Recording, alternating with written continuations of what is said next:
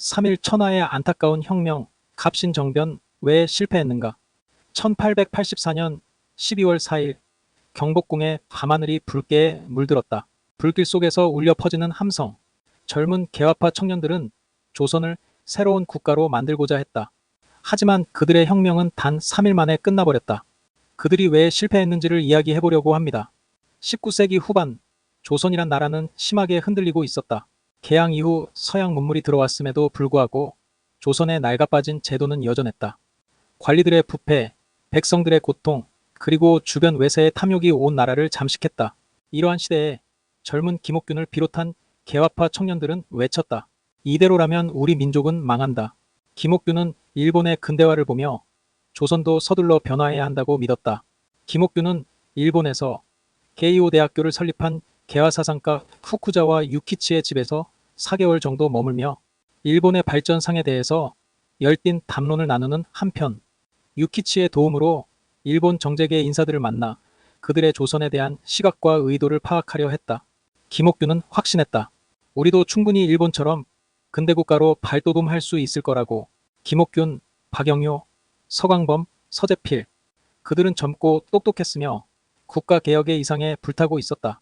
김옥균을 비롯한 개화파 청년들은 조선의 미래는 오직 신속한 개혁에 있다고 확신했다. 눈부시게 발전해 가는 당시의 일본의 과학기술과 호시탐탐 조선의 땅을 노리는 청나라의 간섭을 보면서 발전하지 못하고 여전히 악습에서 벗어나지 못하는 조선을 보며 김옥균과 개화파 청년들은 탄식했다.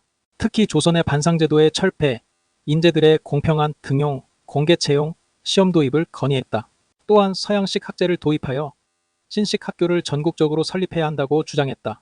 그러나 조선의 현실은 그들의 이러한 주장을 비웃었다. 조선의 백성들은 그들의 말을 이해하지 못했고 고종을 비롯한 양반 관료들은 그들을 역적이라 불렀다. 결국 그들은 일본의 힘을 빌릴 수밖에 없었다. 일본 입장에서는 조선이 우선 청나라의 지배에서 벗어나야 된다고 보았기 때문에 김옥균을 비롯한 개화파 청년들의 개혁을 도와주기로 한다. 1882년 발발한 이모군란으로 인하여 당시 청나라와 일본은 극심한 대립을 벌이고 있는 상황이었다. 드디어 1884년 12월 4일 우정국 개국 축하연. 당시 청나라가 베트남의 지배권을 두고 프랑스와 갈등을 벌이는 사이 개화파는 일본 공사의 지원을 받아 신속하게 정변을 일으켰다. 민씨 정권의 대신들을 제거하고 새로운 정부를 선포했다. 단숨에 권력을 잡은 그들. 조선은 마침내 개혁의 첫걸음을 내딛는 듯했다. 하지만 그들의 혁명은 시작과 동시에 무너지고 있었다. 고종과 민비가 청나라 군대를 불러 한성으로 진입하여 위안스카이가 이끄는 약 2,000명의 청나라 군대가 밀어닥쳤다. 여기에 반해 개화파를 지지하는 병력은 고작 600명 정도였다. 개화파를 돕기 위해 일본에서 파견해준 병력은 200명, 다 합쳐봐야 800명 정도 되는 병력이었다. 결국 김옥균과 서재필 등 갑신정변의 주역들은 급히 제물포에 정박해 있던 일본 선박에 몸을 숨길 수밖에 없었다. 김옥균 외 개화파 청년들은 왜 실패했는가? 갑신정변의 실패는 단지 병력의 부족뿐만이 아닌 여러 가지 이유가 있었다. 첫째, 민중의 지지가 부족했다.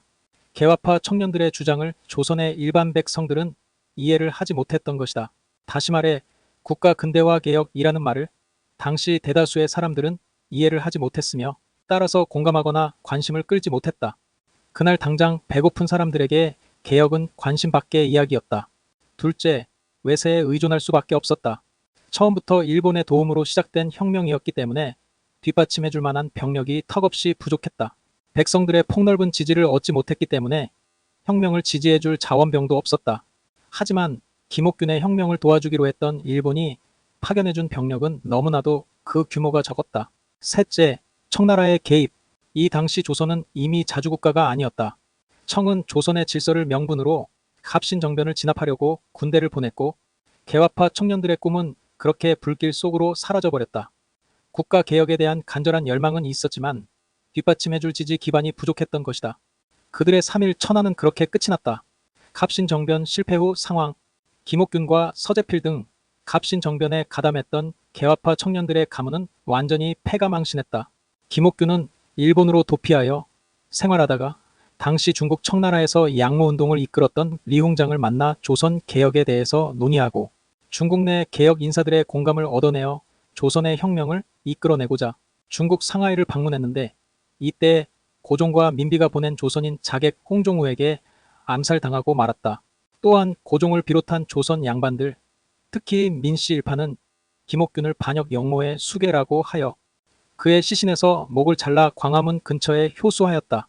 조선의 개화파를 지지하던 청년들은 당시 김옥균의 부관참시를 보고 더 이상 조선이라는 나라는 존재해서는 안 되는 야만 국가라고 탄식하였다. 조선의 민비와 민씨 일가의 주도로 인해 벌어진 김옥균의 부관참시 만행은 일본에서 충격적인 뉴스가 되었다.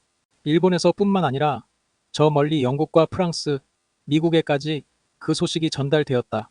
참으로 국제적인 망신이었는데, 특히 일본의 지식인들은 김옥균의 시신을 부관참시하는 현장과 김옥균의 머리가 잘려 광화문 근처에 효수된 광경을 보면서 조선에 대한 적개심을 불태웠다.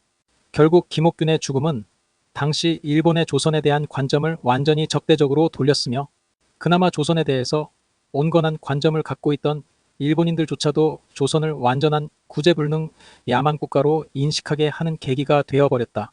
김옥균이 상하이에 갔을 그 당시에 청나라는 아직 멸망하지 않은 상태였고, 청나라는 1912년에 공식 멸망했으며, 김옥균의 상하이 체류 및 암살 시점인 1894년 당시 청나라는 쇠퇴 중이었지만 여전히 존재하고 있던 국가였다. 김옥균을 암살한 자객 홍종우는 조선으로 귀국하여 대한제국의 관료가 되었다. 그는 비서원승, 의정부 총무국장, 평리원 판사, 중추원 의관, 태의원 등을 역임하며 대한제국의 행정, 사법, 입법 등 여러 관직으로 활발히 활동하였다. 그러나 이후 1903년에는 제주 목사로 좌천되어 지방관 생활을 하였고, 1905년 사직 후 전라도 무안군에서 은거하다가 1913년에 사망하였습니다. 그는 죽을 때까지 조선의 반상 제도를 고수하다가 죽었다. 김옥균과 홍종우 둘 다 조선의 양반 출신이었지만, 한 사람은 신분제를 철폐하자고 주장했고, 한 사람은 조선의 신분제도를 끝까지 고수하다가 죽은 것이다. 만약에 갑신정변이 성공했다면 우리의 역사는 어떻게 달라졌을까?